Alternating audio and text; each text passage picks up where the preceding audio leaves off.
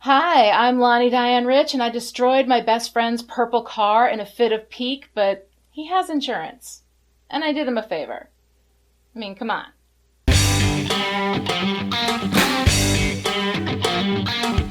We are here today to talk about Two to Go, the 21st episode of Season 6. It aired on May 21st, 2002, and was written by Douglas Petrie, with Rebecca Rand Kirshner and Stephen S. DeKnight as story editors.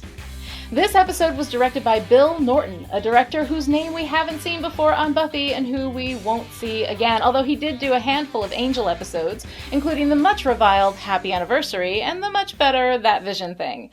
But those issues were about the script, not the directing. In Two to Go, Norton conducts himself honorably, taking us into both familiar and unfamiliar spaces without letting the direction get in the way of what turns out to be a barnbuster of a story. Here we are now. Entertain us. Son of a... Two to Go is the connective tissue between last week's villains and next week's grave, the second act in a three-parter. Typically, the second act is the act of industry, where all the hard work and sweat and heavy lifting happens to carry the escalating tensions, escalate them further, and then hand them off to the more exciting third act. As any of the writers in the audience know, the second act in a three-act story is usually the grunt work.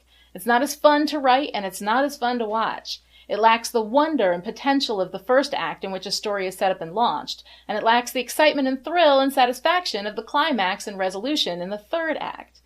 The second act is necessary in order to get the full effect of the story, but usually just not as much fun. It's the Two Towers. It's Iron Man 2. It's the middle child. Now, don't get upset, middle children. You're lovely. It's just a metaphor. I'm sorry your mom never finished your baby book. Two to Go definitely has that middle child weight upon it, but there are wonderful things happening here that can be hard to see if you're not looking for them. I've never traditionally enjoyed Two to Go much in the past. I was too drained by villains and too ready for everything to be resolved in grave. But this time, viewing critically, I gotta tell you, it's like a completely different experience. When all I'm thinking about is, I want my Willow back, this episode feels interminable. When I'm thinking about identity stories, internal conflict, autonomy, and our traditionally less active characters like Anya and Dawn, I'm stunned by how truly good this episode is. Once again, Doug Petrie has made me fall in love with him as a writer. To be that good and yet not be flashy about it. Damn, what's he doing now? I must watch it all. All right, let's get into the weeds. You were out of the trio a long time ago, in a galaxy far, far away. And you want to know why, little feller? No respect for the chain of command.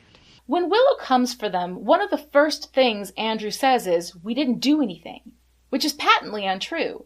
Jonathan calls him on it, which is nice. Jonathan's connection to reality, although delayed, is his path to redemption, and it's nice to see. But then when you get to the truck chase, the differences between Jonathan and Andrew become even more stark, and it's kind of awesome. Andrew once again says they didn't do anything, and Buffy hits him in the face. I'm not usually one for Buffy hitting humans. She's really strong. But if any regular human ever deserved to get hit in the face by the Slayer, it's Andrew in this moment. And then we've got Jonathan, assessing the situation, recognizing that Willow is draining of her power, and commanding Xander to keep going, knowing that it'll be okay. Or at least that Willow isn't going to be able to kill them right now. As the driver regains control of his truck, Andrew says cool, as though he's watching a movie. He's still caught up in the narrative of it all, even now, even as the vehicle he's in is being descended upon by 40 tons of Mack truck and a magical force that is powerful beyond all comprehension. He calls Willow Dark Phoenix, a truck-driving magic mama, and Darth Willow. It's like he's had some kind of story-generating LASIK surgery, and now he can't see anything without a narrative filter on it, even his own impending doom. This also allows him to pretend that he didn't do anything, that he's not responsible, that he's a victim. Because there's nothing we love more in narrative than clarity. A clear bad guy, a clear victim. It's so simple. When things are not simple, when they are complex and complicated, especially when we find ourselves playing both villain and victim, it's confusing. It's hard. You have to think. Sometimes we don't want to do that. Sometimes we can't face the truth involved in doing that. And Andrew is such a wonderful, if annoying and stupid representation of that situation that even in his most vile moments, I can't help but love him. Although a lot of that is Tom Lenke's performance, I gotta tell you, it is so much fun loving these actors. The joy they put in my heart is such a gift. Even when their characters are being awful, these actors on Buffy, my God, it's a rare thing to get this much talent in one little space.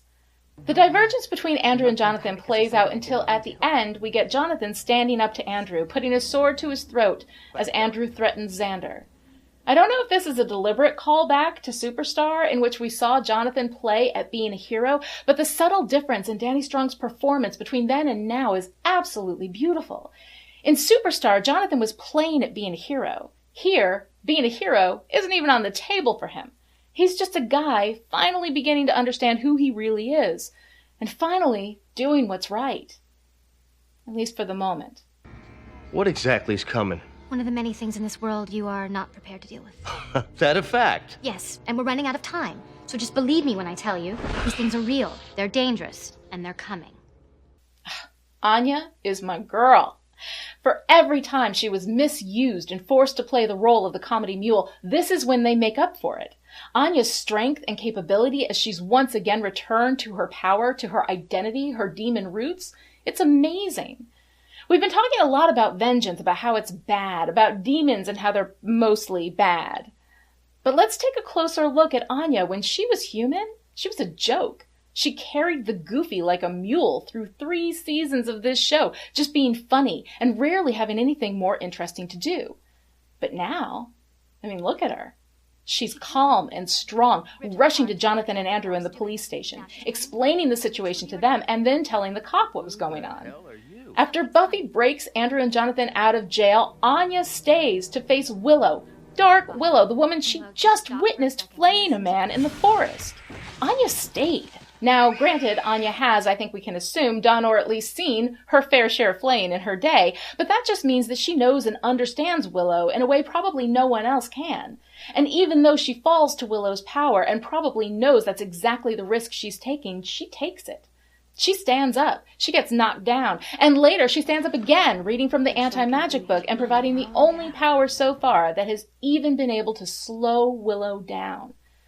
God damn it, she's awesome. In the magic box with Xander, when he questions whether or not she'd use the coming fight as an opportunity for revenge, showing just how much Xander does not know or has ever known Anya, she is so clear and vulnerable in her response. There's nothing in this world that would give me greater or more lasting satisfaction than to reap bloody vengeance upon you, Xander Harris. But I can't. Not officially. Not magically. So smile, it's your lucky day. You got away with it. I can't hurt you. Right, because you varnishing the table with Spike. How could that possibly have hurt? It may have chafed. That wasn't vengeance. It was solace. This is a woman who knows herself, understands her motivations, and has reconnected with who and what she is. She's powerful. She lost Xander and got herself back. And even as it's a demonic self, I can't help but cheer. When I talk about vulnerability in my classes, I talk about the 4 main sources of vulnerability: love, shame, fear, and identity. Anya, for the past 3 years, lost her own identity and then replaced her identity with Xander. She lived with him. She lived for him, the fantasy of their life together. She withstood his barbs and lack of respect because he became her identity. But now, even though it might seem a tragedy that Anya turned back to her old vengeful ways, what I'm seeing is someone who's reclaimed who she is, has once again defined herself on her own terms, and has found her way back. I can't be sad about that. Maybe I will someday, but hot damn. Today is not that day. Boys, if you don't knock it off, I will pull this car over and you can just walk to your painful deaths from here. Xander's been a bit of a problem for a long time, not just this season. While I've always loved him, despite his behavior, find me a man who can make me laugh and I'm pretty much going to whistle past everything else. I'm working on it. I really feel for him here. As the only one in the group without superpowers, now that Anya's gone all vengeance demon, his helplessness is palpable, not just to us, but to him. His love for Willow runs so strong, and watching this happen without having the power needed to make a real difference, it's got to be frustrating. For those of us who fell in love with quippy, funny Xander and had to whistle through all of the crappy stuff, the love is starting to pay off.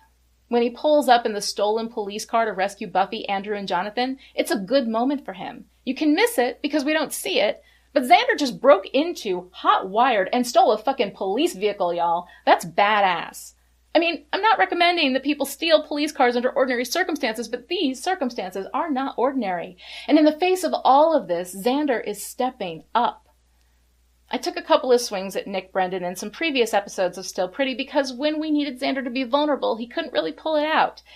But in the magic box, with Anya, we finally have a scene that serves both of them so well, and we see that Xander isn't at his best when he's quipping. He's at his best when he's honest. You think I'm the hero of this piece? I saw the gun. Before Warren raised it, I saw it and I couldn't move.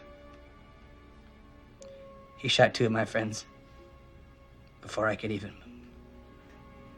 You want me to know how useless I am? That it's my fault? Thanks.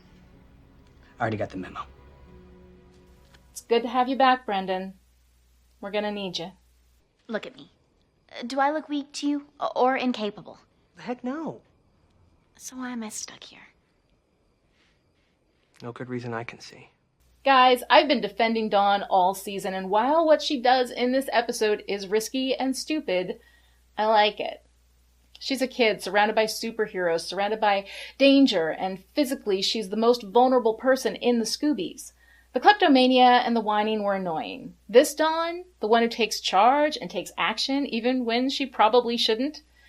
I dig this Dawn. She's brave, she's smart, she's active. And Clem as the sidekick is just adorable. I love his good nature, his kindness, his empathy, and I kind of love that he is helpless to say no to Dawn. Out of all the characters that have ever been on Buffy, humans and demons alike, Clem is ironically the purest soul in the bunch, and I love that we gave that soul to a demon. While it plays holy hell with the world building and requires a retcon that essentially rejiggers and wholly complicates the entire premise of the show, I just don't care. Bring on the complication and the cognitive dissonance. For Clem, it's worth it. When they finally get to Rax, it's only then that I realize that I have no idea what Dawn's plan is. I mean, I like that she has one, but when she goes into the room and calls for Willow, I'm conflicted. On the one hand, good for you, Donnie. You were smart. You predicted what Willow was going to do, where she was going to go. On the other hand, what on God's green earth did you think you were going to be able to do about it? I mean, I like your plot, kid. It's stupid, but I like it. When Willow confronts her, calls her whiny, and threatens to turn her back into a mystical ball of energy, you can see the conflict within Willow. She doesn't get nasty until Dawn brings up Tara, until the pain comes close enough. And then she goes in for the kill. And you can see it. She's looking for the line she can't cross, the thing that would close all doors behind her forever, and killing Dawn would absolutely be that thing. Lucky for both Dawn and Willow, Buffy shows up in the nick of time. The forces inside you are incredibly powerful. They're strong, but you're stronger. You have to remember you're still Willow. Buffy has been a bit sidelined in this episode. There's so much going on, and this really isn't her fight. For the first time in the history of the show, she's neither the protagonist nor the antagonist in the final showdown. She's simply an obstacle our antagonist, Dark Willow, needs to get through to prevent our protagonist, Light Willow, from coming back. In the showdown at the Magic Box, the big fight between a buffed-up Willow and our indomitable Slayer, I always get sidetracked from the heartbreak of watching two people who love each other try to destroy each other, and just get caught up in how fun it is to see Sarah Michelle Gellar and Allison Hannigan get to fight it out on equal ground power-wise. After all these years with Willow as the sidekick, this has a bizarro world feel to it that just tickles me. And you know how I love bizarro worlds. For me, the fighty kick of it all goes on a little bit long. I don't care much for extended fight scenes. You punch, you quip, I quip. But as this battle escalates and things seem really bad for Buffy, I get back into it. And this is when the fiction takes over again and I start to feel the pain of love turned to battle. And then. And there's no one in the world who has the power to stop me now.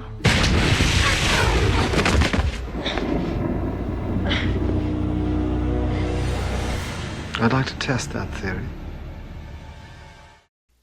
Oh my God, it's Giles! Willow was, she packed her own lunches and wore floods and was always just Willow. She's it! What was that? Just Willow. We've been talking a lot about the splashback nature of vengeance, about the difference between vengeance and justice, all from the distanced intellectual standpoint. Because that's the place where it's easier to stand. The ground is level, it's stable, it's not shaking us under our feet. But here we are in the midst of everything with Dark Willow. And I think we need to talk a bit about what it's like inside the maelstrom. What it's like to be so hurt, so ripped apart that darkness is all that's left. When the pain is too much, when it's too great, when dealing with it and processing it properly isn't an option, darkness is a solace. Yes, you lose yourself in it, but you lose the part that hurts, the part that is so unbearable you can't face it anyway. And at that point, you just don't care. Consequences? Who cares about consequences? Let them come. What could possibly be worse than that pain? So while it is easy and proper and right that we acknowledge how vengeance slices into the soul of the deliverer, let's also acknowledge that when the soul has already been slashed and left in tatters, vengeance isn't just darkness. It's peace. It's clarity. It's something you can understand, something you can wrap your mind around, something you can hold on to use as kind of a dark matter flashlight to guide you through a mire of writhing, twisty pain. It's wrong. I'm not going to say it's not wrong, but as Willow dives headfirst into that cavern, I'm also not going to say that I don't get it. When the light in your life goes out, you move into darkness, not because you choose it, because that's all that's left. Or at least it seems that way. It feels that way, but there's always light. There's always a flicker. After an eruption, the world is covered in ash and everything seems dark, but the light is still out there. It's just not reaching you at that moment. If you can hold on and breathe through it, if you can have faith, if you can wait, the light will return and claim you again. But Willow, right now, is choking on ash, and it seems like that's all there is. So while it's absolutely wrong, while her actions are only going to make things worse, while it's clear to us from the outside that light is still shining, from inside the storm, it's dark. It's so, so dark. So 2 to go is where I go into the storm with Willow. Here is where I feel her pain, her anger, her inability to hold on to the faith that the light is still out there somewhere. Here is where I live in it with her, and I understand why she's doing what she's doing. I'm living in that darkness with her now because this is what fiction does for us. It allows us to live with her while still knowing that the light awaits, so that when we are covered in the ash of hopelessness of our own volcanic eruptions, we can remember that the light waited for Willow and it will wait for us too. And in those moments, if we can just hold on and not let the darkness swallow us, the light will come again. It hasn't for Willow. Not yet. But I think it's important to live in this with her for that reason. We all have times in our lives when the darkness is overwhelming. Leonard Cohen said there's a crack in everything. It's how the light gets in. Eventually, the darkness always cracks. It cannot stand up to the light. It isn't powerful enough. Don't get me wrong. It's powerful. It's just not powerful enough. So if you are in that darkness, if you remember that darkness, or if you fear the darkness descending or returning, there's a crack in everything. The light will come back. You will see it. You will find it. Have faith. And in the meantime, just try not to flay anyone. Let me tell you something about Willow. She's a loser, and she always has been. People picked on Willow in junior high school, up until college, with her stupid mousy ways. And now, Willow's a junkie. In narrative theory, conflict comes from 2 people at odds with mutually exclusive goals. Every season, this plays out with a Buffy versus. Buffy versus the Master, Buffy versus Angelus, Buffy versus the Mayor, Buffy versus Adam, Buffy versus Glory. Here, Buffy is sidelined because this conflict isn't about Buffy at all. It's about Dark Willow versus Light Willow. And that's how internal conflict plays out. You have one person who wants 2 mutually exclusive things, one character who is, in the end, her own worst enemy. With internal conflict, we see that play out as one side gains mastery and then loses it to the other side. Back and forth, ever escalating, until finally, one side wins. Even though we don't see Willow inside trying to fight to get herself back in 2 to go, we don't need to. We've been watching her struggle with herself all season. In bargaining, we saw her power overwhelm her, and flooded when Giles calls her a rank, arrogant amateur. We see a flash of her darkness when she tells him not to piss her off, and then we see it leave just as quickly when she immediately apologizes.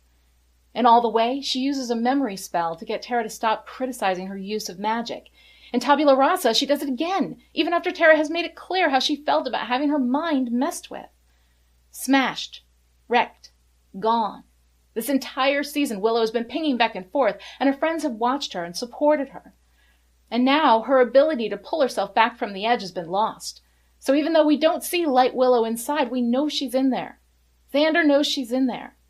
Buffy knows she's in there. Her friends are the representation of Light Willow fighting for control. People who know her and love her are reaching out to her, trying to get their Willow to listen to them. This season has been about internal conflict all along. Buffy wants to feel, wants to connect, but can't, except when she's with Spike. Spike wants to be a man, but can't help being a monster. Tara wants Willow, but can't be with her. Dawn wants to be part of the gang, but keeps acting out and creating more distance and conflict. Anya wants her life with Xander and denies who she is in order to have it. Even the trio is internally conflicted when you see them as one entity, a group antagonist. Internal conflict is a powerful source of conflict, and while we have external conflicts throughout the season, while we have this interesting big-ish bad in the geek trio allowing us to muse over human versus demon evil, this season is really about the internal battle everyone wages constantly, and it's smarter and better than most people give it credit for. That'll do it for today. I'll be back next time with Season 6, Episode 22, Grave. Until then, stay pretty. Still Pretty is a Chipperish media production and is entirely patron-supported. To find out how you can keep us in production, visit patreon.com/Chipperish.